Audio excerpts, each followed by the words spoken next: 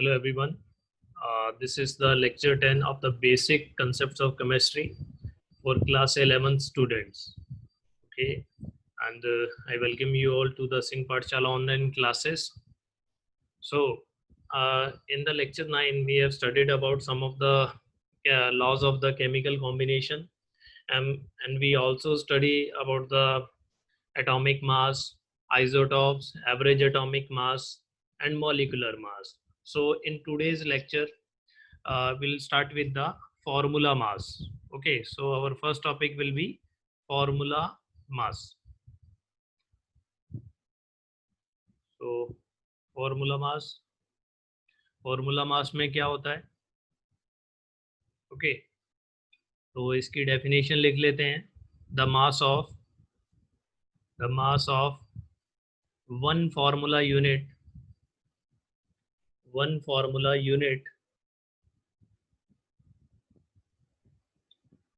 of an ionic compound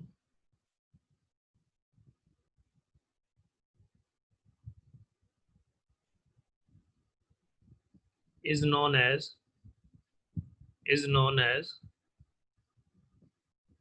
formula mass. तो देखिए, सबसे पहले हमें ये पता होना चाहिए कि फार्मूला यूनिट क्या होती है. ठीक है, अभी यहाँ पे फार्मूला यूनिट की बात की गई है कि किसी भी आयनिक कंपाउंड की फार्मूला यूनिट का जो मास होता है उसे फार्मूला मास बोलते हैं. तो क्या होता है ये फार्मूला यूनिट, तो उसके बारे में बात करते हैं.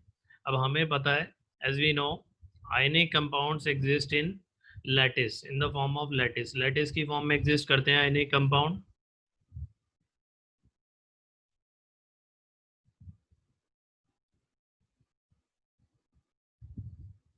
और लैटिस के अंदर क्या होता है, लैटिस के अंदर बहुत सारे आयंस होते हैं. ठीक है, फॉर एग्जांपल अगर मैं NaCl की बात करूं तो NaCl एक आयनिक कंपाउंड है और ये लैटिस की फॉर्म में एग्जिस्ट करता है. तो लैटिस के अंदर क्या होता है, हजारों लाखों Na प्लस और Cl माइनस होते हैं.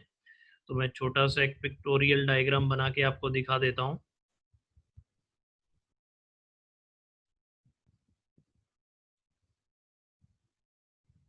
लैटिस में कुछ ऐसे आयंस अरेंज होते हैं.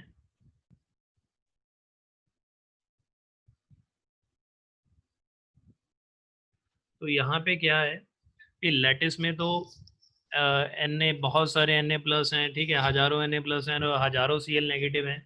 तो हम फॉर्मूले में पूरे मतलब exact number of 1000 Na plus या हजार Cl तो लिखेंगे नहीं. ठीक है, तो हम आयनिक कंपाउंड्स के फॉर्मूले को एक यूनिट से रिप्रेजेंट करते हैं जो इस लैटिस के अंदर बार बार रिपीट कर रही है. तो इस लैटिस के अंदर हम देख सकते हैं कि यहाँ पे Na प्लस और Cl नेगेटिव, ये जो यूनिट है ये बार बार रिपीट हो रही है. तो इसी को बोलते हैं formula unit. This is the formula unit. Okay, और इसी फॉर्मूला यूनिट का जो मास होता है उसे फॉर्मूला मास बोलते हैं. तो फॉर्मूला मास क्या होगा NaCl का? Formula mass of NaCl, NaCl की फॉर्मूला यूनिट क्या है? NaCl ही है. तो है, तो फॉर्मूला मास क्या होगा? Mass of Na plus plus mass of Cl negative. 23U होता है सोडियम का मास, प्लस क्लोरीन का मास होता है 35.5U. So we will get 58.5U. तो ये हो गया किसका? Formula mass of NaCl. ऐसे बाकी आयनिक कंपाउंड्स का भी ऐसे ही फॉर्मूला मास निकाला जा सकता है.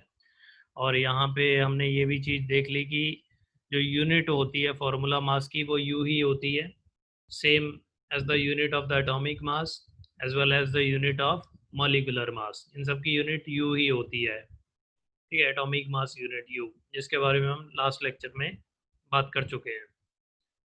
तो unit of formula mass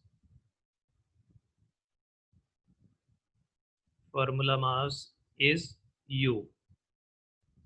okay, that's great. तो ये हमारा फॉर्मूला मास खत्म हो गया. अब हम शुरू करने वाले हैं मोल कंसेप्ट में. So our next topic is mole concept. Mole concept बहुत ही आसान चीज़ है, बहुत ही आसान है ये, बहुत ही सिंपल भी है. कई बच्चे काफ़ी बच्चों को प्रॉब्लम होती है इसमें, बट मुझे लगता नहीं है कि किसी को प्रॉब्लम होनी चाहिए. ये बहुत ही सिंपल कंसेप्ट है मोल कंसेप्ट। तो देखिए मोल कंसेप्ट मैं बता देता हूँ आपको। जैसे कि आपको पता होगा कि एक डजन जो होता है, एक डजन, ठीक है, हिंदी में जिसे दर्जन बोलते हैं, एक डजन में, एक डजन का मतलब होता है 12 एंटाइटीज, कोई भी 12 चीजों के कॉम्बिनेशन को, ठीक है, हम क्या बोल देते हैं, उसे वन डजन बोल देते हैं। ऐसे ही मोल ही होता है। सिमिलरली, सिमिलरली वन मोल जो होता है वो a collection of 6.022 into 10 to the power 23 entities। 6.022 into 10 to the power 23 कोई भी चीजें हो, एटम्स हो, आयंस हो, कुछ भी हो, उसे वन मोल बोला जाता है भाई। It's as simple as like dozen, जो ऊपर मैंने बताया है। ओके। और ये जो स्पेशल नंबर आपको एक बड़ा सा दिख रहा है, ये 6.022 इंटू 10 टू द पावर 23, इसे एवोगैड्रोस नंबर बोलते हैं। Avogadro's number, and it is also represented by Na। इसे Na से रिप्रेजेंट भी करते हैं। तो आपको बात समझ में आ गई कि वन मोल क्या है। वन मोल कुछ भी नहीं है। One mole is the collection of 6.022 into 10 to the power 23 entities. कोई भी 6.022 इंटू 10 टू द पावर 23 के कलेक्शन को वन मोल बोल दिया जाएगा, चाहे वो कुछ भी हो। चाहे वो 6.022 into 10 to the power 23 pens भी होंगे तो उसे हम बोलेंगे वन मोल पेन्स। ओके। तो सिंपल है ये। अब बात कर लेते हैं हम। अगर अगर 6.022 into 10 to the power 23 atoms होते हैं तो उन्हें हम बोलते हैं वन मोल एटम्स। ओके। उन्हें हम बोलते हैं वन मोल एटम्स या 1 ग्राम एटम्स। ठीक है, इसके दो नाम हो सकते हैं, 1 ग्राम एटम्स भी बोला जाता है। अगर 6.022 10 टू द पावर 23, सॉरी, अगर मॉलिक्यूल्स हैं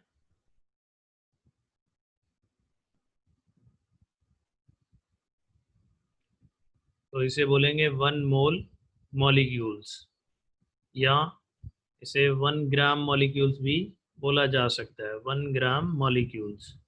ओके, ये वो वाला ग्राम नहीं है, मास की यूनिट वाला ग्राम नहीं है ये, इससे अलग है। ठीक है। बेसिकली वन मोल को ग्राम भी बोला जाता है कभी कभार, तो इसीलिए मैं यहीं पे बता दे रहा हूँ आप लोगों को।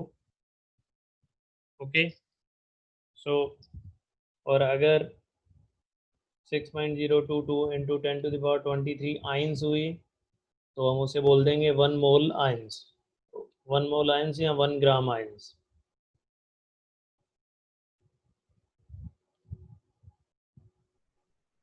तो इजी है ये, कुछ भी नहीं है। मोल कंसेप्ट के अंदर कुछ भी नहीं है। एक मोल किसे बोला जाता है ये बात आपको समझ में आ गई होगी। अब ये नंबर आया कहाँ से, ठीक है। अगर हमें वन मोल को, मतलब इसकी डेफिनेशन अगर हमें बतानी हो तो बेसिकली हमें एक कोई रेफरेंस, कोई चीज़ लेनी पड़ेगी। हम बोलेंगे भाई इसमें जितने, बेसिकली आएगा तो रिजल्ट यही जो ऊपर लिखा हुआ है कि वन मोल जो होता है वो 6.022 into 10 to the power 23 entities के बराबर होता है। बट अगर इसे डिफाइन करना हो तो इसकी डेफिनेशन कैसे लिखी जाती है वो मैं आपको लिखवा देता हूँ, और उसे आपको ध्यान में रखना पड़ेगा। यही रेफरेंस लिया गया था। तो वन मोल क्या होता है? One mole is the amount of substance, is the amount of substance that contains that contains as many as many particles as present in as present in 12 gram of 12 gram of carbon 12 gram of carbon 12। ठीक है। तो अगर 12 gram carbon है, उसके अंदर जितने जितने particles होते हैं उसी के बराबर वो उसे ही 1 मोल बोला जाता है। और उसके अंदर कितने 12 ग्राम ऑफ कार्बन के अंदर कितने पार्टिकल होते हैं? वो 6.022 इंटू 10⁻23 पार्टिकल्स होते हैं। तो ये डेफिनेशन है भाई मोल की, एक मोल की ये डेफिनेशन है। तो आप इसे थोड़ा ध्यान में रख सकते हैं, कभी पूछी जाए तो बता सकते हैं। Otherwise the simplest thing is 1 mole is 6.022 into 10⁻23 चीज़ों का कलेक्शन। चलिए अब आगे बात करते हैं, मोलर मास की बात करते हैं अब हम। मोलर मास, जैसे कि एटॉमिक मास क्या होता था, एक एटम का मास, ऐसे मोलर मास क्या होगा, एक मोल का मास होगा। So molar mass is the mass of 1 mole, the mass of 1 मोल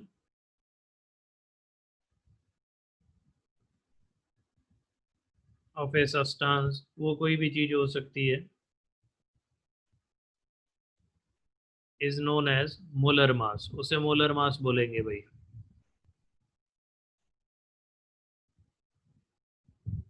तो इजी है ये। अब हम मोलर मास निकाल के देखते हैं कई चीज़ों का, ठीक है। तो फॉर एग्जांपल अगर हम बात करें, से हमें सोडियम का मोलर मास निकालना है, या कार्बन का ही निकाल लेते हैं, molar mass of carbon.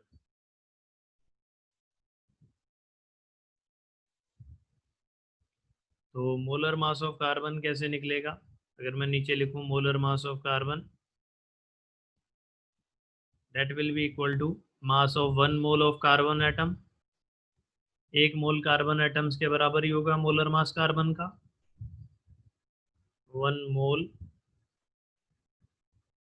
Carbon atoms. Okay. और 1 मोल कार्बन एटम्स का मतलब हो गया कि mass of 6.022 into 10⁻23 carbon atoms. और हमें पता है एक कार्बन एटम का मास कितना होता है, ठीक है। अगर इसका 12 वाला आइसोटॉप ले लें अगर हम, तो एक कार्बन एटम का मास 12U होता है। तो यहाँ पे 6.022 इंटू 10⁻23 कार्बन एटम्स का मास कितना आ जाएगा? वो इतना आ जाएगा, 6.022 इंटू 10⁻23 इंटू 12U, 12U के बराबर आ जाएगा। अब हमें मोलर मास को ग्राम में लेके आना है, तो U को ग्राम में कैसे कन्वर्ट करते हैं, ये लास्ट क्लास में मैंने कन्वर्जन बताया था।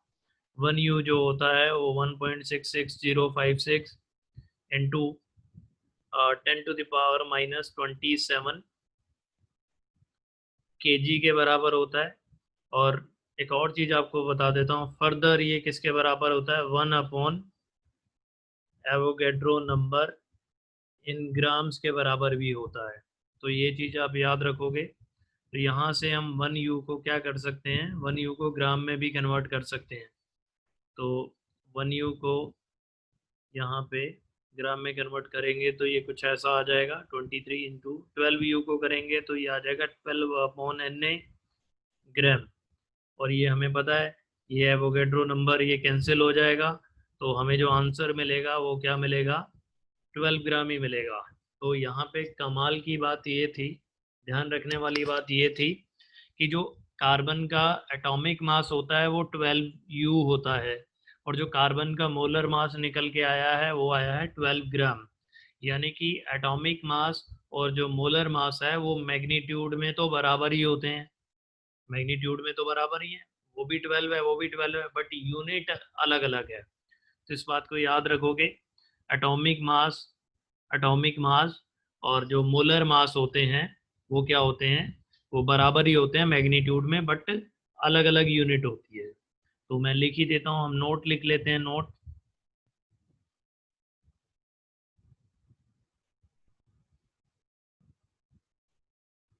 Atomic mass and molar mass are equal in magnitude are equal in magnitude but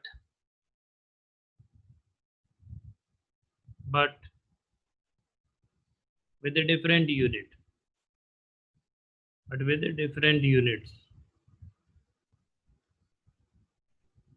magnitude में बराबर होते हैं बट यूनिट अलग अलग होती है। जैसे कि एक एग्जांपल भी दे देता हूं मैं। फॉर एग्जांपल, अगर अब आपसे कभी भी कोई मोलर मास किसी भी एटम्स, किसी भी 1 मोल एटम्स का मोलर मास पूछे, ठीक है, तो उसका मोलर मास एटॉमिक मास के बराबर ही होता है बट यूनिट अलग अलग होती है। तो फॉर एग्जांपल अगर बात करें कि 1 मोल सोडियम का मास कितना होगा, ठीक है, या मोलर मास ऑफ सोडियम लिख देता हूँ, ज़्यादा बेटर है।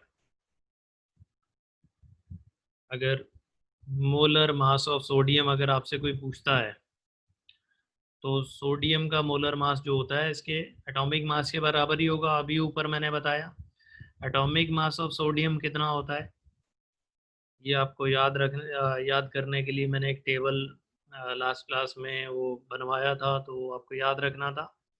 वो होता है 23 U। तो इसका मोलर मास भी क्या होगा, इसका मोलर मास भी क्या होगा, 23 ही होगा बट यूनिट अलग होगी, ग्राम होगी। बट क्योंकि ये मोलर मास है तो पर मोल का मास है ये, तो इसकी यूनिट जो होती है वो पर मोल होती है। ठीक है, तो ये भी लिख लेते हैं। एसआई यूनिट ऑफ, या unit of molar mass is gram per mole, gram per मोल होती है यूनिट। अब आगे चलते हैं। ये तो एटम्स का मोलर मास हमने निकाला, अब मॉलिक्यूल का भी मोलर मास निकाल के देखते हैं हम। सो एग्जांपल है 1 मोल H2O का, या मैं लिखूं मोलर मास ऑफ H2O हमें निकालना है। Molar mass of H2O। Okay, तो मोलर मास ऑफ H2O को कैसे लिखेंगे? Molar mass of H2O will be equal to will be equal to mass of 1 mole of H2O, mass of 1 mole of H2O molecules। Okay, और 1 मोल H2O molecules का मतलब हो गया mass of 6.022 into 10⁻23 H2O molecules. और एक H2O molecule का मास कितना होता है? ठीक है, मॉलिक्यूलर मास तो हम निकाल ही सकते हैं H2O का, 2 हाइड्रोजन का मास और एक ऑक्सीजन का मास, तो 18U एक H2O मॉलिक्यूल का मास होता है। तो 6.022 इंटू 10⁻23 H2O मॉलिक्यूल्स का मास हो जाएगा, इंटू 18U कर देंगे हम।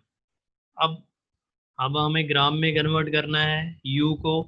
तो 1U जो होता है वो होता है 1/Na ग्राम के बराबर।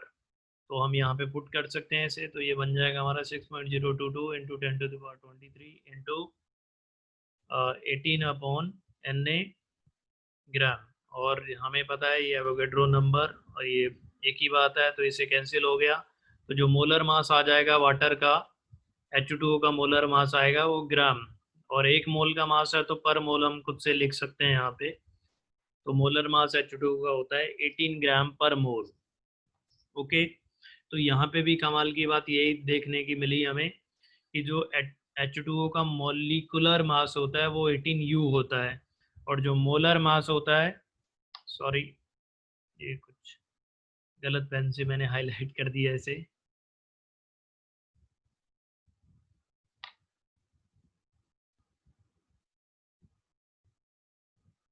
हाँ, जो मोलर मास होता है H2O का वो भी 18 ही होता है बट यूनिट डिफरेंट है, 18 ग्राम पर मोल है। तो अब आपको समझ में आ गया होगा कि जो मॉलिक्यूलर मास और मोलर मास जो होते हैं वो बराबर ही होते हैं मैग्नीट्यूड में, बट यूनिट अलग अलग होती है। तो इसके बारे में लिख लेते हैं note. Molecular mass and molar mass are equal in magnitude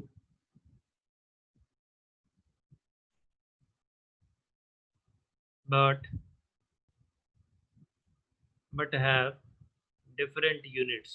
unit अलग अलग होती हैं तो अगर किसी और मॉलिक्यूल की बात कर लें, फॉर एग्जांपल अगर CO2 की बात कर लें, तो CO2 का जो मॉलिक्यूलर मास होता है, मॉलिक्यूलर मास तो आसानी से निकाल सकते हैं ना, बिकॉज 1 to 20 एटॉमिक नंबर तक मैंने आपको बोला था। एटॉमिक मास याद रखना, अगर आपको एटॉमिक मास याद होंगे तो मॉलिक्यूलर मास भी निकाला जा सकता है। CO2 का मॉलिक्यूलर मास कितना होगा? एक कार्बन का मास प्लस 2 ऑक्सीजन का मास, तो ये आ जाएगा 44U। और अगर कोई मोलर मास पूछे, मोलर मास मॉलिक्यूलर मास के बराबर ही होता है, ये हमें पता है। Molar mass of CO2 will be 44 ही होगा, बट यूनिट अलग होगी, unit will be gram per मोल। तो आसान, मतलब यहाँ से हमने क्या सीखा? हमने ये सीखा कि हमें मोलर मास, ठीक है, मोलर मास को, मोलर मास कितना होगा या कितना नहीं होगा उसके बारे में सोचने की ज़रूरत नहीं है, हमें कैलकुलेट नहीं करना पड़ेगा, बिकॉज हमें रिजल्ट्स मिल गए यहाँ से कि जो मोलर मास होता है वो मॉलिक्यूलर मास के बराबर ही होता है, यूनिट अलग अलग होती है। और अगर एटम्स की बात करें तो एटम्स में मोलर मास जो होता है वो एटॉमिक मास के बराबर होता है, यूनिट डिफरेंट होती है। तो ये चीज़ हम यहाँ से समझ गए हैं भाई। तो ये मोल कंसेप्ट के बारे में अभी ये शुरू हुआ है, अभी कुछ और भी बातें करेंगे हम इसके अंदर। ओके, तो देखिए, अब हम वापस जाते हैं डेफिनेशन पे, जो हमने डेफिनेशन लिखी थी, डेफिनेशन लिखी थी 1 मोल की। तो यहीं पे वापस जाते हैं हम, क्योंकि आपको पता होगा, देखिए आपको पता होगा कि जो 12 अभी मैंने बात की ना यहाँ पे कि जो एटॉमिक मास होता है वो मोलर मास के बराबर ही होता है। तो अगर फॉर कार्बन 12 एटम की अगर बात करें, कार्बन 12 एटम की बात करें, तो कार्बन 12 एटम का जो एटॉमिक मास होगा वो 12U होगा, और जो मोलर मास होगा that that will also be 12, but unit अलग होगी, ग्राम पर मोल होगी। मतलब यहाँ से हमें ये कंक्लूड करने के लिए मिला कि 12 ग्राम ऑफ कार्बन का मतलब 1 मोल ही होता है। तो यही बात यहाँ पे भी लिखी हुई है, 1 mole is the amount of the substance that contains as many particles as present in 12 gram of carbon 12। तो ये यही था जिसके बारे में हमने बात पहले की है। ओके, सो नाउ अब हम क्या सीखेंगे? नंबर ऑफ मोल्स कैसे निकालते हैं, ठीक है, calculation for number of moles कैसे कैलकुलेट करते हैं, calculation for number of moles. Okay, तो इसके तीन तरीके हैं, तीन तरीके हैं। अगर हमें मास दे रखा हो किसी भी चीज़ का, किसी एटम का मास दे रखा हो या किसी मॉलिक्यूल का मास दे रखा हो, तो उससे कैसे निकालेंगे हम number of moles? If mass is given, तो उस केस में क्या करेंगे हम? फॉर्मूला जो नंबर ऑफ मोल्स का यूज़ करेंगे वो कुछ ऐसा होगा, नंबर ऑफ मोल्स को n से रिप्रेजेंट करते हैं, ये तो मैं यहीं पे लिख देता हूँ, स्मॉल n से रिप्रेजेंट करते हैं, तो यहाँ पे मैं n ही लिख दूंगा। तो तब हम फॉर्मूला लगाएंगे, number of moles will be equal to given mass, जो भी मास दे रखा है बट वो ग्राम में होना चाहिए, ठीक है, इन ग्राम्स। और नीचे हम मोलर मास से डिवाइड कर देंगे, मोलर मास से डिवाइड करेंगे, और मोलर मास ग्राम पर मोल में ही होता है। तो यहाँ से हमें नंबर ऑफ मोल्स मिल जाएंगे। आप यूनिट से भी देख सकते हो, यहाँ पे ये ग्राम ग्राम कैंसिल हो जाएगा और ये मोल ऊपर चला जाएगा, तो मोल्स में ही यूनिट आएगी। तो ये भी, इससे भी पता लग सकता है कि फॉर्मूला करेक्ट है। तो आप ऐसे निकाल सकते हैं, अगर मास दे रखा हो, if number of particles are given, if number of particles are given, अगर नंबर ऑफ पार्टिकल्स दे रखे हो या मॉलिक्यूल्स के बारे में बता रखा हो, भाई इतने इतने ब्ला ब्ला इतने मॉलिक्यूल्स हैं या इतने एटम्स हैं, ओके, तो उस केस में कैसे निकालेंगे नंबर ऑफ मोल्स? तो उसका भी फॉर्मूला लिख देते हैं। उसका फॉर्मूला होता है number of moles will be equal to given number of particles, जितने पार्टिकल्स बता रखे हैं, अपॉन अपॉन एवोगैड्रो नंबर। तो जितने भी पार्टिकल दे रखे होते हैं उसे एवोगैड्रो नंबर से डिवाइड कर देंगे तो हमें नंबर ऑफ मोल्स ही मिल जाएंगे भाई। अगर अगर पार्टिकल्स ऊपर जो पार्टिकल्स हैं अगर वो 6.022 इंटू 10⁻23 हुए तो जो आंसर आएगा नंबर ऑफ मोल्स वो 1 ही आएंगे, क्योंकि मोल की तो डेफिनेशन ही ये थी 6.022 इंटू 10⁻23 पार्टिकल्स को ही 1 मोल बोला जाता है। तो ऐसे कैलकुलेट कर सकते हैं, ठीक है। और तीसरा क्या होता है, थर्ड थर्ड मेथड कैसे हम निकालते हैं, अगर प्रेशर वॉल्यूम या टेम्परेचर गैसेस की बात की गई है, ठीक है। थर्ड को मैं लिख देता हूँ फॉर गैसेस।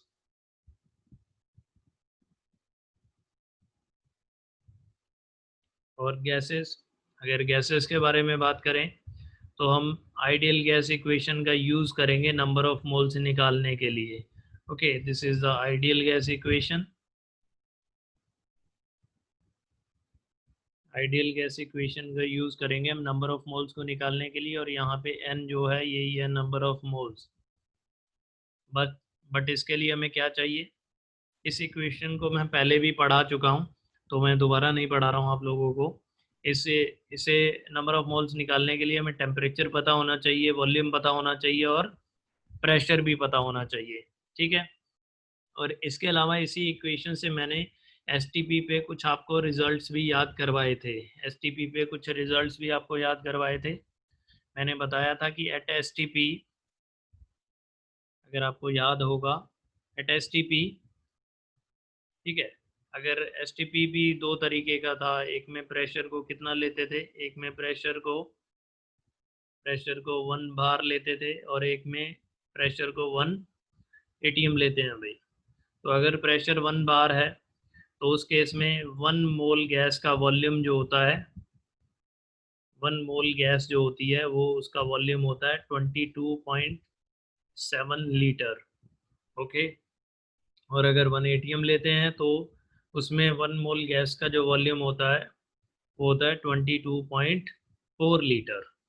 तो ये चीज़ आपको ध्यान रखनी है। ये डायरेक्ट रिजल्ट अगर आप याद रखेंगे तो इससे हमारा काम आसानी से हो सकता है, ठीक है। इन्हें अगर याद रखते हैं तो आसानी से हम नंबर ऑफ मोल्स को निकाल सकते हैं। जैसे कि फॉर एग्जांपल मैं आपको बता ही देता हूँ, फॉर एग्जांपल क्वेश्चन कुछ ऐसे आएगा, एट एसटीपी, ठीक है, the volume of A gas, the volume of A gas is 11.2 litre, find the number of moles of gas. तो गैस के मोल्स निकालने हैं, कैसे निकालेंगे, तो इसके लिए हमें बड़ी सारी इक्वेशन, एसटीपी पे हमें पता है क्या होता है। यहाँ पे अगर प्रेशर मेंशन नहीं है तो उसे बाय डिफ़ॉल्ट 1 ATM ले लेंगे भाई। सो बाय डिफ़ॉल्ट आप 1 ATM लेके ही चलेंगे अगर वो 1 बार खुद से बता नहीं रहे हैं तो एसटीपी पे हमें पता है टेम्परेचर कितना होता है, temperature is 0 degree Celsius, that is sorry 273 kelvin, and pressure is 1 ATM। If not mention 1 बार भी हो सकता था, पर अगर मेंशन नहीं कर रखा है तो 1 ATM ही हम मानेंगे।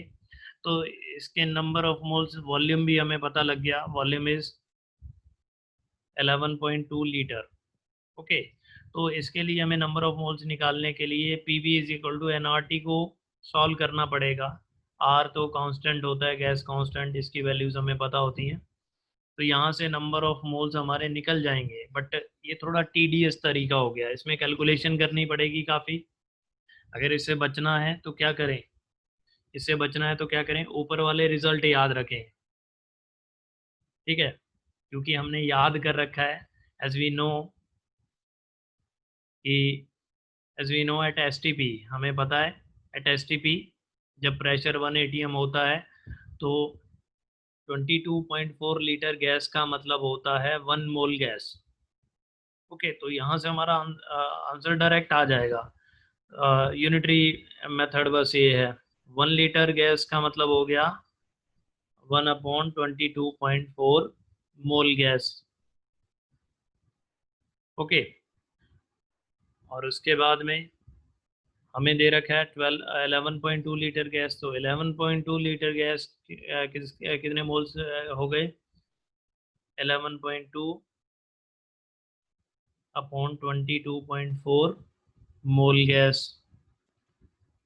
तो यहाँ से आ जाएगा हमारा answer 1/2, so it will give us 0.5 mole of gas. तो हमें डायरेक्ट ही पता लग गया कि आधा मोल गैस है।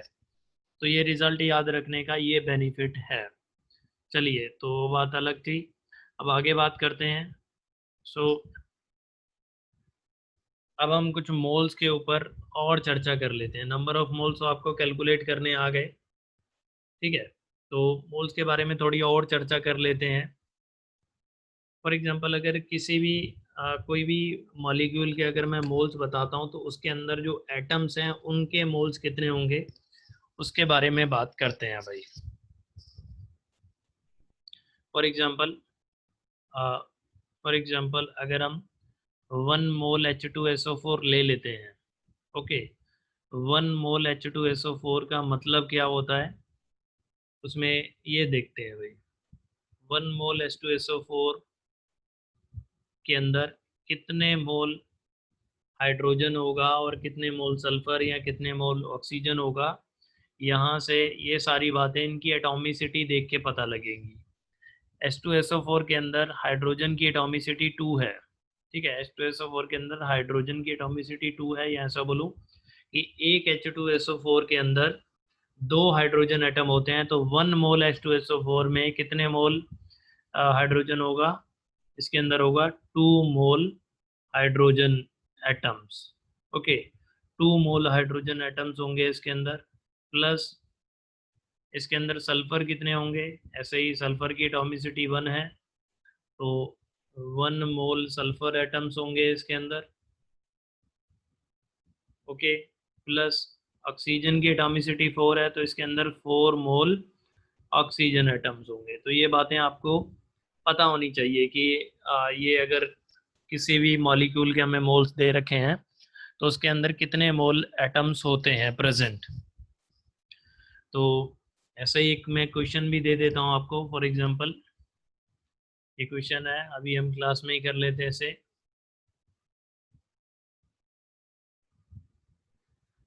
The number of hydrogen atoms present in 0.1 mole of मोहर सॉल्ट, ठीक है। तो 0.1 मोल ऑफ मोहर सॉल्ट में कितने हाइड्रोजन एटम होंगे? और मोहर सॉल्ट का फॉर्मूला होता है, मोहर सॉल्ट होता है ferrous ammonium sulphate. So this is the formula of मोहर सॉल्ट। ये मोहर सॉल्ट का फॉर्मूला है भाई, ये वाला। तो इसके अंदर हमें बताना है कि कितने मोल हाइड्रोजन एटम होंगे। तो ये क्वेश्चन हम कर सकते हैं आसानी से। बेसिकली मोहर सॉल्ट में पहले आप ये काउंट करो कि इसके अंदर कितने हाइड्रोजन एटम है, तो फिर हम लाइकवाइज उसी तरीके से चल सकते हैं। तो यहाँ पे हम अगर हाइड्रोजन एटम काउंट करने जाएं तो देखिए, 2 NH4, 2 NH4 आइंस हैं, तो इसका मतलब 8 हाइड्रोजन तो यहाँ हो गए, ओके। और यहाँ पे 12 यहाँ हो गए। तो टोटल एक मोहर सॉल्ट के अंदर, ठीक है, 20 हाइड्रोजन एटम्स होते हैं। एक मोहर सॉल्ट के मॉलिक्यूल के अंदर 20 हाइड्रोजन एटम्स होते हैं। तो यानी कि 1 मोल में कितने होंगे? 1 मोल मोहर सॉल्ट के अंदर 20 मोल हाइड्रोजन एटम्स होंगे। क्योंकि हमें 0.1 मोल का बताना है, तो 0.1 मोल मोहर सॉल्ट के अंदर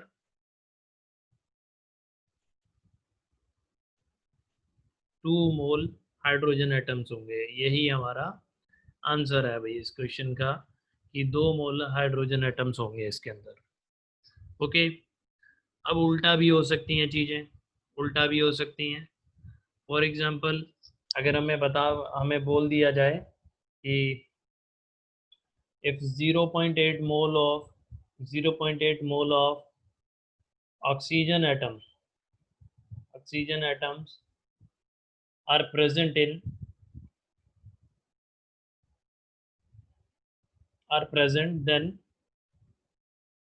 then the number of moles of H3PO4 के मोल्स कितने होंगे फिर। ठीक है, तो ये उल्टा हो गया। अब हमें ऑक्सीजन एटम बता रखे हैं तो हमें उल्टा H3PO4 के मोल्स बताने हैं। तो इस क्वेश्चन में देखिए, तो पहले हम या सिंपलेस्ट वे में लिखेंगे 1 मोल ऑफ H3PO4 का मतलब होता है कि इसके अंदर कितने ऑक्सीजन एटम होंगे, सॉरी कितने मोल ऑक्सीजन एटम होंगे। इसका मतलब हो गया 4 मोल ऑक्सीजन एटम्स होंगे इसके अंदर। ठीक है, अब इसे रिवर्स करके इसी को ही रिवर्स करके लिख देता हूं मैं। 4 मोल ऑक्सीजन एटम्स का मतलब हो गया 1 मोल ऑफ H3PO4। ओके, अब इसे थोड़ा यूनिटरी यूज कर लेते हैं। यहाँ से हमें ये मिल जाएगा कि 1 मोल ऑक्सीजन एटम का मतलब हो गया 1/4 मोल ऑफ H3PO4। तो बेटा अगर किसी को यूनिटरी समझ में नहीं आती है, ठीक है, ये कैसे कर देते हैं 1 मोल 1/3/4, तो इसका एक आसान तरीका भी मैं आप सभी लोगों को बता सकता हूँ कि देखिए अगर आप दोनों तरफ देखें, इक्वेशन के दोनों तरफ, तो जो इस साइड पे जो हम करते हैं वो दूसरी साइड पे भी करते हैं। तो अगर ये वाली साइड लेफ्ट हैंड साइड में पहले 4 था तो 4 से 1 बन गया।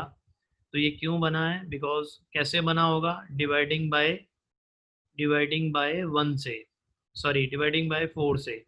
अगर इसे 4 से डिवाइड कर दें तो ये 1 बन जाएगा। तो ऐसे ऐसे ही दूसरी तरफ भी क्या कर दिया है, 4 से डिवाइड कर दिया। तो दोनों तरफ सेम चीज, सेम जो भी है सेम ऑपरेशन को अप्लाई करते हैं। तो ये यूनिटरी होता है अगर किसी को समझ में नहीं आता है तो। ओके, तो यहाँ पे हमें ये पता लग गया कि 1 मोल ऑक्सीजन एटम का मतलब होता है 1/4 मोल ऑफ H3PO4। तो 0.8 मोल ऑक्सीजन एटम का मतलब क्या हो गया, 0.8 इंटू 1/4 मोल ऑफ H3PO4। अब ये यहाँ पे भी आप लोग देख सकते हो, जिसे यूनिटरी समझ में नहीं आती तो ये पहले 1 था। ओके, ये 1 था और 1 से ये 0.8 कब होगा, जब इसे 0.8 से मल्टीप्लाई किया जाएगा। तो दूसरी तरफ भी हमने 0.8 से मल्टीप्लाई कर दिया। ओके, और जो हमारा आंसर आएगा वो हमारा आंसर आ जाएगा 0.2 मोल H3PO4। तो H3PO4 कितने मोल होगा, 0.2। तो ऐसे नंबर ऑफ मोल्स के साथ डील किया जाता है भाई। ओके, चलिए अब हम आगे बात करेंगे। हमारा अगला टॉपिक जो है वो कुछ मोल कंसेप्ट पे कुछ क्वेश्चंस होंगे, उनके बारे में बात करते हैं। तो मैं क्वेश्चन वो इंसर्ट कर देता हूँ इसमें।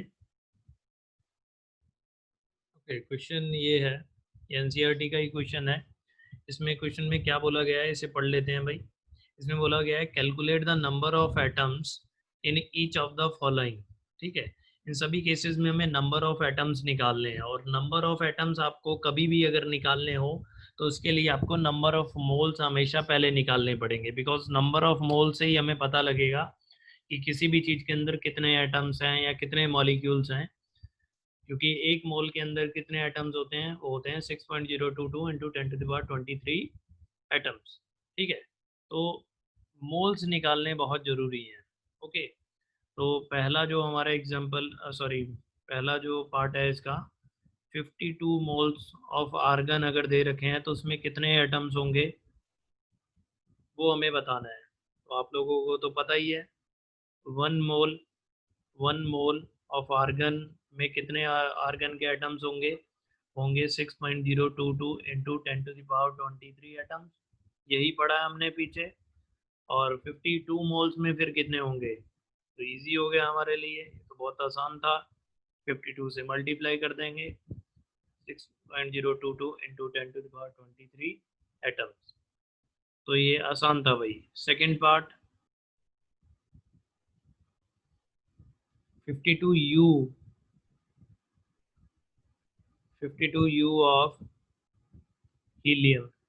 ठीक है, 52U यू में यानी कि एटॉमिक मास यूनिट में हमें हीलियम का मास दे रखा है और हमें बताना है कि इसमें कितने एटम्स होंगे। तो देखिए यहाँ पे मास दे रखा है, तो जब भी कभी मास दे रखा होता है तो हम नंबर ऑफ मोल्स कैसे कैलकुलेट करते थे उसके लिए। ठीक है, उसके लिए नंबर ऑफ मोल्स कैलकुलेट करने का फॉर्मूला ये होता था given mass upon molar mass. ठीक है, यहाँ पे हमें गिवन मास दे रखा है, बट यहाँ पे एक चीज़ और थी जो आपने फॉर्मूले में नोटिस करने वाली बात भी ये थी, यहाँ पे जो गिवन मास है वो ग्राम में होना चाहिए, तभी हम इस फॉर्मूले को अप्लाई करते हैं। पर यहाँ पे जो गिवन मास है वो एटॉमिक मास यूनिट में है, तो यानी कि हम इस फॉर्मूले को फिर अप्लाई नहीं कर सकते। यहाँ अगर अप्लाई करना है तो आप पहले यू को ग्राम में कन्वर्ट कर लो। तो वैसे वो भी आसान तरीका है, यू को ग्राम में कन्वर्ट करना भी इजी है, बट इससे इजी तरीका भी है क्योंकि हमने एटॉमिक मासेस याद कर रखे हैं, तो हमें हीलियम का एटॉमिक मास पता है। ठीक है, हीलियम का एटॉमिक मास जो होता है वो होता है 4U, दैट इज 4U। और इसे उल्टा करके लिख सकते हैं 4U का मतलब हो गया 1 हीलियम एटम। एटॉमिक मास एक एटम का ही मास होता है, तो ऐसा भी लिखा जा सकता है। और इसे यूनिटरी थोड़ा सा अप्लाई कर दे दें तो 1U का मतलब हो गया 1/4 हीलियम एटम्स, और 52U का मतलब हो गया 52/4 हीलियम एटम्स। तो यहाँ से जो हमारा आंसर आएगा इसे डिवाइड कर देंगे 4 से, सो और आंसर विल बी 13। तो 13 हीलियम एटम्स हो गए यहाँ पे। तो ये इस तरीके से निकलेगा। हमेशा हर जगह मोल का फॉर्मूला नहीं लगाएंगे वो, अगर मास ग्राम में नहीं दे रखा है तो उस फॉर्मूले को अप्लाई ना करें, या फिर मास को ग्राम में कन्वर्ट करके ही अप्लाई करें। अब थर्ड पार्ट इसका देख लेते हैं, 52 ग्राम ऑफ हीलियम। हाँ, अब 52 ग्राम दे रखा है हीलियम, तो अब उस फॉर्मूले को अप्लाई किया जा सकता है। So third part is 52 gram of helium. अगर 52 ग्राम दे रखा है तो पहले नंबर ऑफ मोल्स निकालेंगे। Number of moles of helium will be equal to given mass of helium in gram,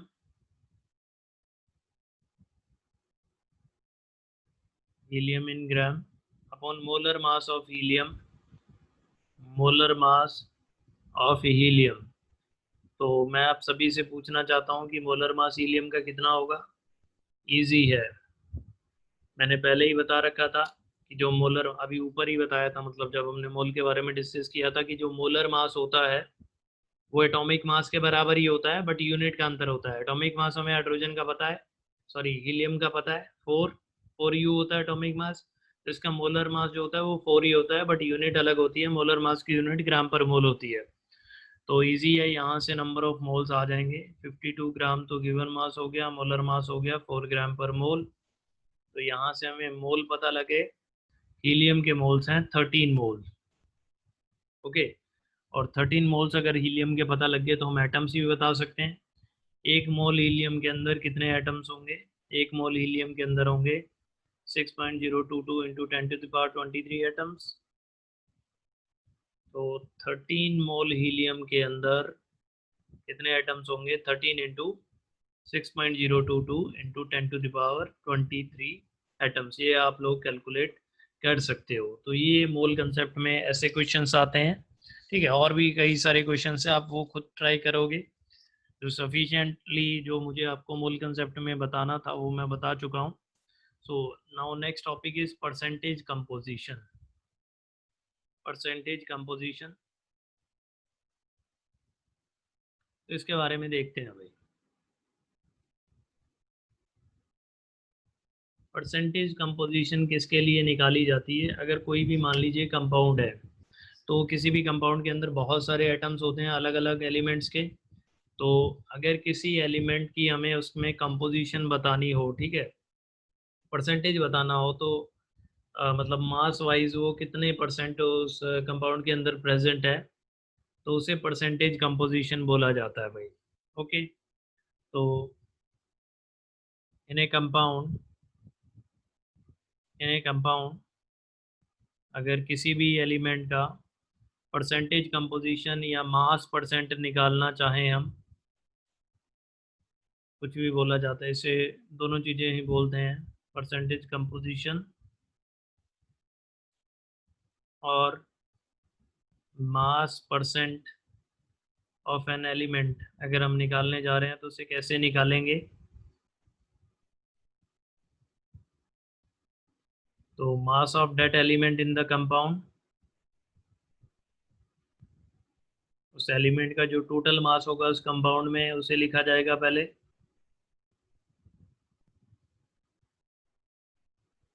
upon compound का मास, यानी कि मोलर मास ऑफ कंपाउंड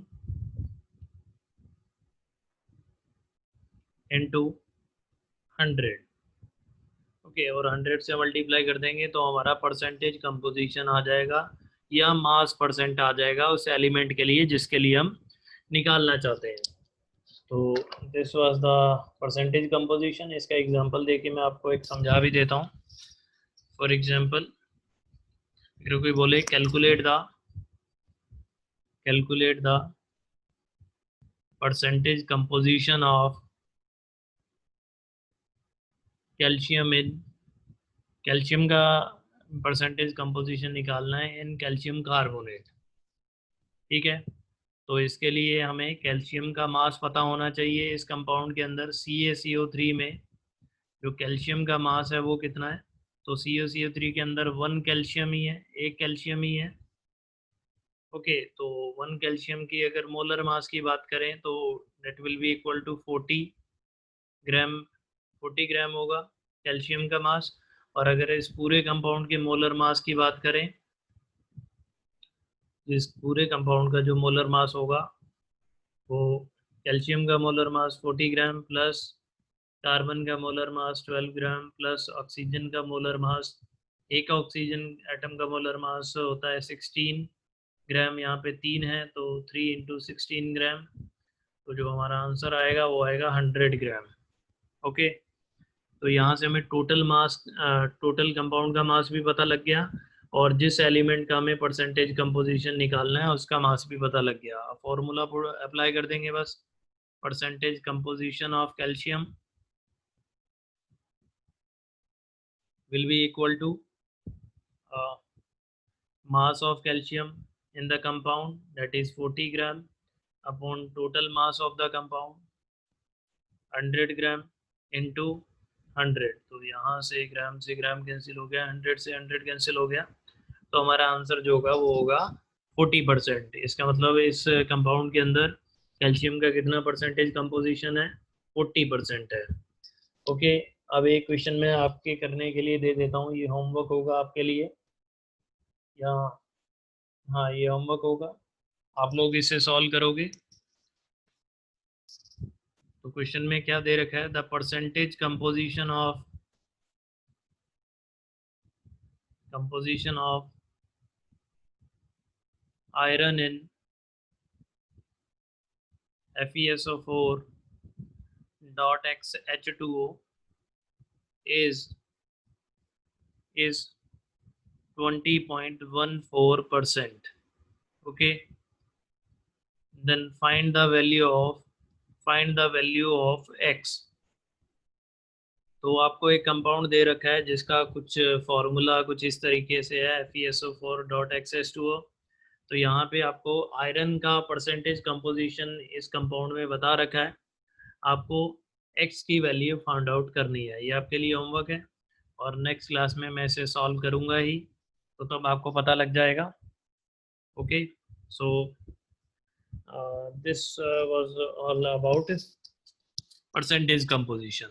अब हम चलते हैं कुछ और चीज़ों के बारे में बात करते हैं, जैसे कि मॉलिक्यूलर फार्मूला। मॉलिक्यूलर फार्मूला क्या होता है ये आपको पता होना चाहिए। मॉलिक्यूलर फार्मूला क्या रिप्रेजेंट करता है? It represents the it represents the exact number of different type of different type of types of atoms present in a molecule। तो किसी भी मॉलिक्यूल के अंदर अलग अलग टाइप के जितने भी एटम्स प्रेजेंट होते हैं उसे रिप्रेजेंट करता है हमारा मॉलिक्यूलर फार्मूला। ठीक है, तो फॉर एग्जांपल आप लोगों ने हाइड्रोकार्बन्स बड़े अच्छे से पढ़े होंगे। तो फॉर एग्जांपल अगर इथेन की बात करें, इथेन, तो इथेन का मॉलिक्यूलर फार्मूला जो होगा वो होगा C2H6। तो ये एग्जैक्टली बता रहा है कि इसके अंदर 2 कार्बन एटम है और 6 हाइड्रोजन एटम है। तो ये होता है एक्चुअल रिप्रेजेंटेशन जो होती है, वो होता है हमारा मॉलिक्यूलर फार्मूला। एक होता है एम्पेरिकल फार्मूला। तो एम्पेरिकल फार्मूला क्या होता है उसकी भी बात कर लेते हैं।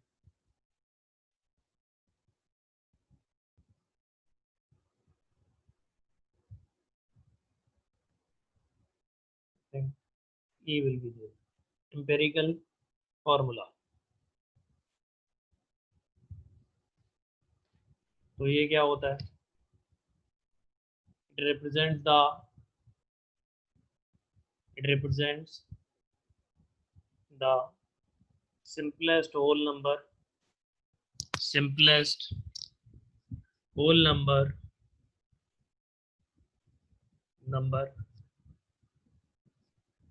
ratio of various atoms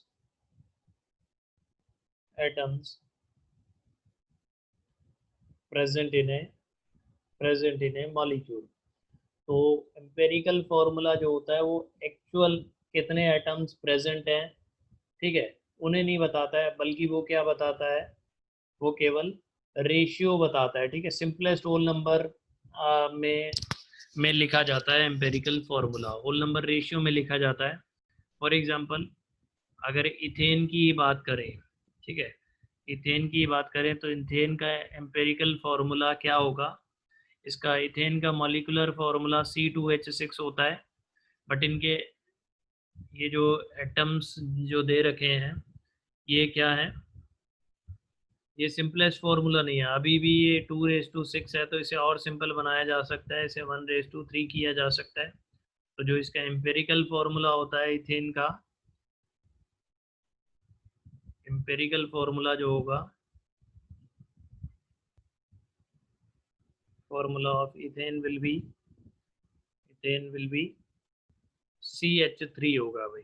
तो एम्पेरिकल फॉर्मूला क्या होता है? सिंपलेस्ट होल नंबर रेशियो होता है एटम्स का, ना कि एक्चुअली में कितने एटम्स प्रेजेंट है। तो ये बात आपको समझ में आ गई होगी। अब देखिए, अब आगे मैं कुछ एग्जांपल दिखवा देता हूँ जहाँ पे एक तरफ हम मॉलिक्यूलर फार्मूला लिख लेंगे, मॉलिक्यूलर फार्मूला लिखेंगे, और दूसरी तरफ उसी मॉलिक्यूलर फार्मूले का एम्पेरिकल फार्मूला लिखेंगे। ठीक है, बट एक बात तो पक्का है कि एम्पेरिकल फार्मूला लिखने के लिए हमें मॉलिक्यूलर फार्मूला पता होना चाहिए, अदरवाइज हम एम्पेरिकल फार्मूला नहीं लिख सकते। तो देखिए, ओके, जैसे पहला एग्जांपल ले लेते हैं हम। फर्स्ट एग्जांपल, अगर बेंजीन की बात करें तो बेंजीन का जो मॉलिक्यूलर फार्मूला होता है वो C6H6 होता है। अब एम्पेरिकल फार्मूले की बात करें तो एम्पेरिकल फार्मूले में यहाँ पे ये जो कार्बन और हाइड्रोजन का रेशियो है, एटम्स का रेशियो जो है, और सिंप्लीफाई हो सकता है, 1:1 भी हो सकता है।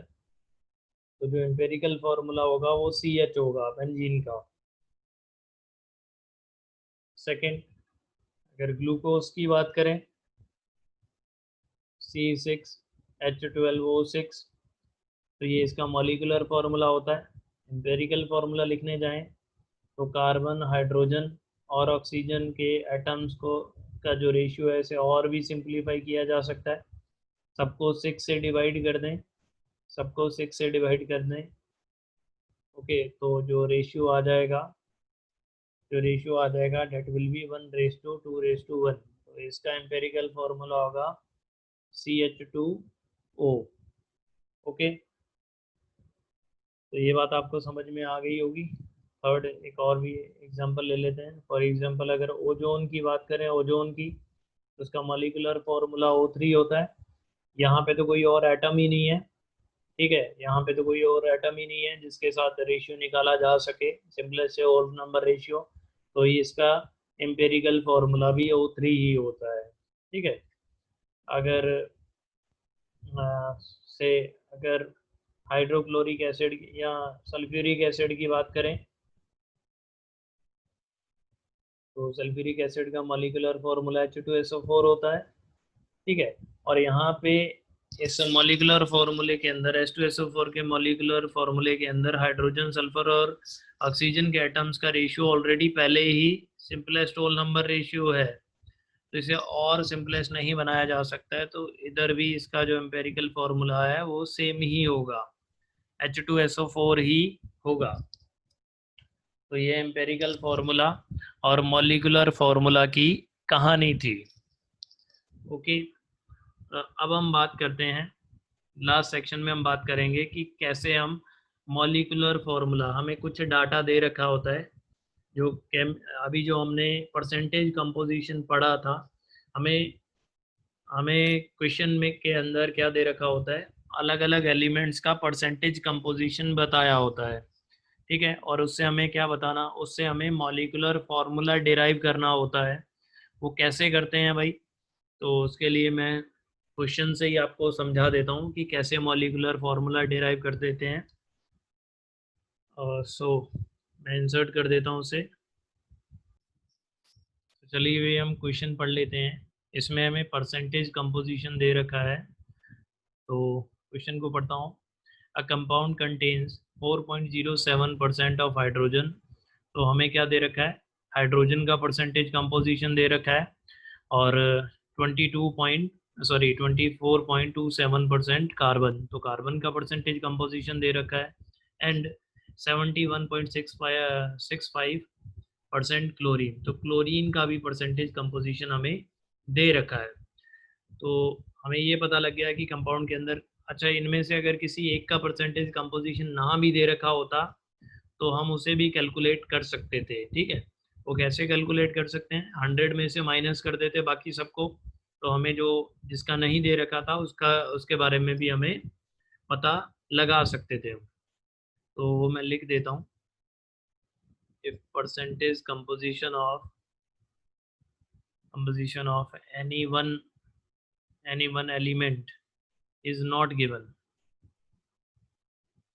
not given, then we can calculate it as, कैसे कैलकुलेट करते, percentage composition will be equal to, क्या हो जाता, 100 minus sum of the percentage composition of all other elements, बाकी सब की परसेंटेज कंपोजिशंस को ऐड करके अगर 100 में से माइनस कर देते तो हमें मिल जाएगा भाई, जिस एलिमेंट के का परसेंटेज कंपोजिशन अगर नहीं दिया होता तो। ओके, तो ये आसानी था। बट अब हम अपने क्वेश्चन पे चलते हैं कि जो हमें दे रखा है इससे मॉलिक्यूलर फॉर्मूला और एम्पिरिकल फॉर्मूला हम कैसे डिराइव करेंगे। तो देखिए, इसके लिए स्टेप बाय स्टेप, मतलब एक तरीका है इसे सॉल्व करने का, तो उसी तरीके से हम करेंगे। ओके, तो वो तरीका क्या है वो मैं बता देता हूँ आपको। तो नंबर 1, सबसे पहले स्टेप 1 ये होता है कि आपको एक टेबल बनाना होगा। ओके, एक टेबल बनाओगे आप अपनी नोटबुक पे, उसमें सबसे पहले कॉलम में आप लिखोगे एलिमेंट्स, जो जो भी उस कंपाउंड के अंदर एलिमेंट्स हैं उनके बारे में लिखोगे। तो इसमें हमारे कंपाउंड में हाइड्रोजन है, कार्बन है और क्लोरीन है। ओके, अब उनके सामने अब एक नया कॉलम उसमें लिखोगे परसेंटेज कंपोजिशन, जो कि आपको दे रखी होगी क्वेश्चन में। परसेंटेज कंपोजिशन में हाइड्रोजन का परसेंटेज कंपोजिशन लिखो उसके सामने 4.07%।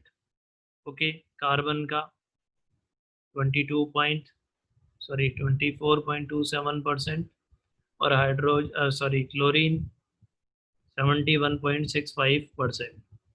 अब क्या करेंगे, उसके बाद में क्या करना होता है, अगले कॉलम में परसेंटेज कंपोजिशन को डिवाइड करते हैं मोलर मास से। ठीक है, मोलर मास से डिवाइड करके हम इस कॉलम में लिखेंगे।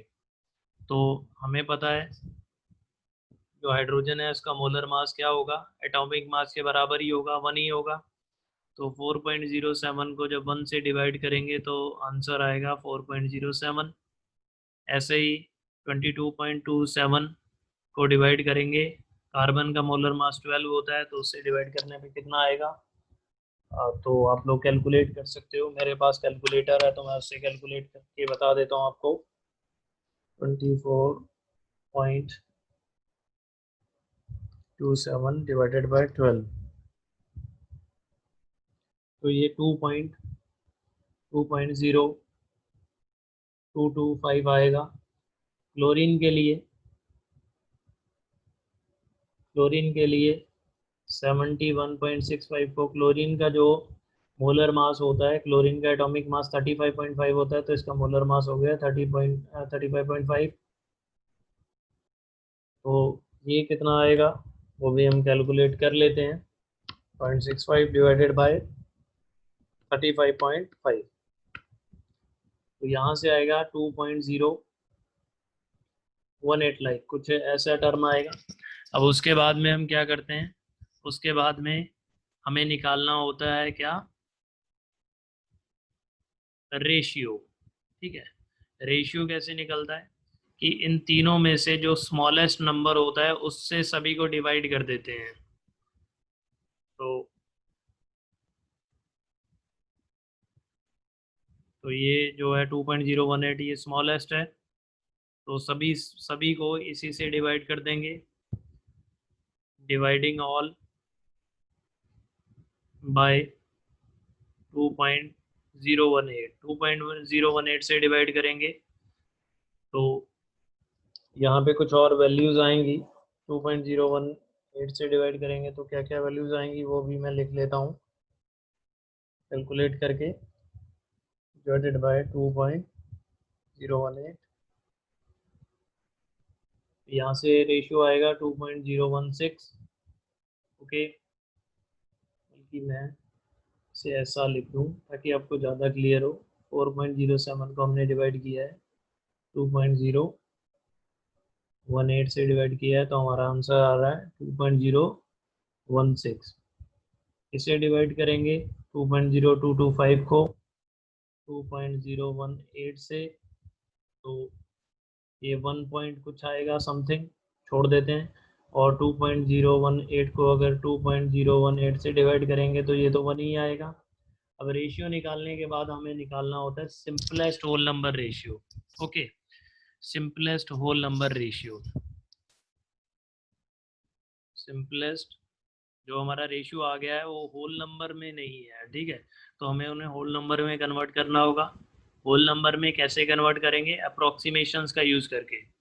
ये 2.02 ये 2 के लगभग बराबर ही है, तो इसे 2 लिख देंगे। ये 1 पॉइंट जो भी कुछ आएगा ये 1 के मतलब नियर बाय होगा, तो उसे 1 ले लेंगे। और ये तो 1 है ही एग्जैक्टली, तो ये हमारा सिंपलेस्ट होल नंबर रेशियो आ गया। ठीक है, तो सिंपलेस्ट होल नंबर रेशियो अगर आ गया है तो फिर यहीं से जो हमारा सिंपलेस्ट होल नंबर रेशियो से ही हमें एम्पेरिकल फार्मूला मिल जाता है भाई। एम्पेरिकल फार्मूला मिल जाता है। जैसे कैसे मिलेगा एम्पेरिकल फार्मूला, तो देखते हैं। हाइड्रोजन के लिए सिंपलेस्ट होल नंबर रेशियो क्या है, हाइड्रोजन के लिए सिंपलेस्ट होल नंबर रेशियो है 2। तो एम्पेरिकल फार्मूला कुछ हम ऐसे लिखते हैं, हाइड्रोजन के लिए सिंपलेस्ट होल नंबर रेशियो जो 2 था तो इसे लिखेंगे H2, कार्बन के लिए 1 था तो C, और क्लोरीन के लिए भी 1 था तो Cl। तो ये हमारा एम्पेरिकल फॉर्मूला हमें मिल गया। अब उसके बाद में हमें क्या निकालना होता है, मॉलिक्यूलर फॉर्मूला निकालना है। तो एक टास्क तो पूरा हो गया।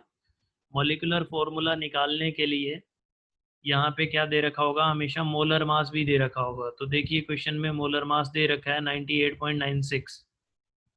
ओके, तो मोलर मास दे रखा है, मोलर मास से हम मॉलिक्यूलर फॉर्मूला निकाल सकते हैं। ठीक है, एम्पेरिकल फार्मूला को मॉलिक्यूलर फार्मूला में कन्वर्ट कर सकते हैं। तो जब भी आपको एम्पेरिकल फार्मूला मिल जाएगा तो पहले आप एम्पेरिकल फार्मूला मास निकालोगे, एम्पेरिकल फार्मूला मास, और मैं इसे शॉर्ट फॉर्म में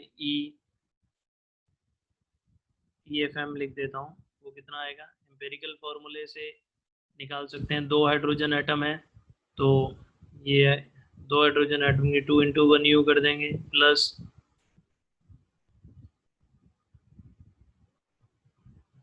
कार्बन, एक कार्बन तो 12 U, प्लस क्लोरीन है तो 35.5 U। तो इन सबको ऐड करेंगे, ये कितना आएगा लगभग, it will be I think 35.5 plus 14, 49.5 के अराउंड आएगा ये। ठीक है, 49.5 आएगा। तो ये हमारा एम्पेरिकल फॉर्मूला मास आ गया। और जो मोलर मास है वो तो हमें दे ही रखा है, मोलर मास क्वेश्चन में ही दिया होगा, वो 98.96 कुछ दे रखा है। अब मोलिकुलर फॉर्मूला निकालने के लिए हमें एक एक फैक्टर होता है, उसकी वैल्यू निकालनी होगी। ठीक है, हमें ईटा की वैल्यू निकालनी होगी। ईटा ईटा की वैल्यू कैसे निकालते हैं, मोलर मास को हम एम्पेरिकल फॉर्मूला मास से क्या कर देते हैं, डिवाइड कर देते हैं, तो हमें ईटा की वैल्यू मिल जाती है। 98.96 को जब 49.5 से डिवाइड करेंगे तो ये वैल्यू अराउंड जो है वो 1 के अराउंड आएगी। और ईटा जो होता है वो हमारा हमेशा क्या होता है, एक नेचुरल नंबर ही हमेशा होना चाहिए। तो हम उसे 1 ले लेंगे, जो भी वैल्यू अगर अप्रॉक्स में आ रही है, कुछ 1 पॉइंट कुछ आ रही है, तो हम उसे क्या ले लेंगे, हम उसे 1 ही ले लेंगे भाई। तो ये 1 ले लिया हमने ईटा। सॉरी, यहाँ पे 2 के अराउंड कुछ आएगी, यहाँ पे 2 के अराउंड आएगी, 2 पॉइंट समथिंग भड़ में जाए, तो हम उसे क्या ले लेंगे, हम उसे 2 ही ले लेंगे भाई, क्योंकि हमें पता है ईटा नेचुरल नंबर होना चाहिए। ईटा मिलने के बाद, ठीक है, ईटा ईटा मिलने के बाद जो मॉलिक्यूलर फॉर्मूला होता है वो कैसे निकालते हैं, then molecular formula will be equal to eta into empirical formula. Eta की मल्टीप्लाई एम्पेरिकल फॉर्मूला से कर देंगे तो 2 इंटू जो एम्पेरिकल फॉर्मूला हमारा आया था H2CCl, उससे मल्टीप्लाई करने पे हमारा जो मॉलिक्यूलर फॉर्मूला है वो अब बन जाएगा हमारा H4C2Cl2। तो ये हमारा मॉलिक्यूलर फॉर्मूला हो गया भाई। ओके, तो ऐसे हम मॉलिक्यूलर फॉर्मूले को डिराइव कर सकते हैं। अब देखिए, इसमें कुछ बातों का ध्यान भी रखना है। ठीक है, तो वो बातें क्या है, एक तो ईटा की वैल्यू जो है, ईटा की वैल्यू क्या होनी चाहिए, वो एक नेचुरल नंबर ही होना चाहिए। मतलब अगर कुछ 2 पॉइंट या 1 पॉइंट कुछ आ रहा है तो आप उसे अप्रॉक्स, मतलब राउंड ऑफ करके नियरेस्ट जो भी नेचुरल नंबर होगा उसे लिखेंगे। ठीक है, पहली बात ये। और दूसरी बात, जैसे यहाँ पे हमारा रेशियो जो था, यहाँ पे जो हमारा रेशियो था ये वाला 2.016 ये कुछ आया था, जिसे हम अप्रोक्सीमेट मतलब राउंड ऑफ करके सिंपलेस्ट होल नंबर में लिख सकते थे। अगर हमारा रेशियो कुछ ऐसे अगर आ जाता, इन केस अगर हमारा रेशियो रेशियो कुछ ऐसे आ जाता 1, 1.5 या 2, तो इसे इस 1.5 को आप अप्रॉक्स नहीं कर सकते थे। ठीक है, 1.5 को राउंड ऑफ नहीं कर सकते हैं, 1.5 को 1 भी नहीं लिखा जा सकता, ना ही 2 लिखा जा सकता है, इसे राउंड ऑफ नहीं किया जा सकता है। तो सिंपलेस्ट होल नंबर रेशियो फिर कैसे निकलता है इस केस में, ऐसे केसेस में सिंपलेस्ट होल नंबर रेशियो कैसे निकलता? अब क्योंकि हमें 1.5 को होल नंबर में कन्वर्ट करना है तो हम इसे 2 से अगर मल्टीप्लाई कर दें तो ये 3 बन जाएगा। तो ऐसे ही सभी को ही 2 से मल्टीप्लाई करना पड़ेगा। तो जो हमारा सिंपलेस्ट होल नंबर रेशियो आएगा वो 2, 3 और 4 आएगा भाई। इस केस में ऐसे किया जाता है। तो ये अलग बात थी। ओके, अब यहाँ पे एक और चीज़ है, इसमें ईटा निकालने के लिए, ठीक है, ईटा निकालने के लिए हमें मोलर मास चाहिए। तो अगर मोलर मास हमें क्वेश्चन में दे रखा है फिर तो बहुत ही बढ़िया। कभी कभार मोलर मास ना दे के हमें एक और चीज़ दे रखी होती है जिसका नाम होता है वेपर डेंसिटी। तो उसके बारे में मैं लिख देता हूँ। If vapour density is given,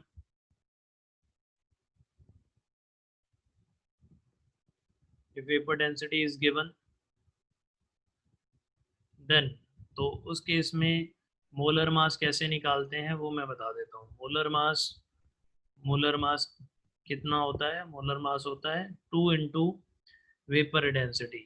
vapour density को 2 से मल्टीप्लाई कर दो तो हमें क्या मिल जाता है? मोलर मास मिल जाता है भाई।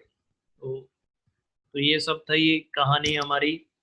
तो मतलब एम्पेरिकल फार्मूला या मॉलिक्यूलर फार्मूला कैसे डिराइव करते हैं। Okay, so that's all from me. तो यही सब मुझे पढ़ाना था आज के लेक्चर में। और इसके अलावा अगर आपको कहीं इस लेक्चर में कोई डाउट मिलता है, ठीक है, कोई डाउट होगा तो आप कमेंट सेक्शन में लिख सकते हैं। और उसके अलावा क्या करना है आपको, अगर आपको लगता है कि ये वीडियो ने आपको कुछ ना कुछ हेल्प की है तो भाई ज़रूर लाइक किया करें इसे, ठीक है, चैनल को सब्सक्राइब करो।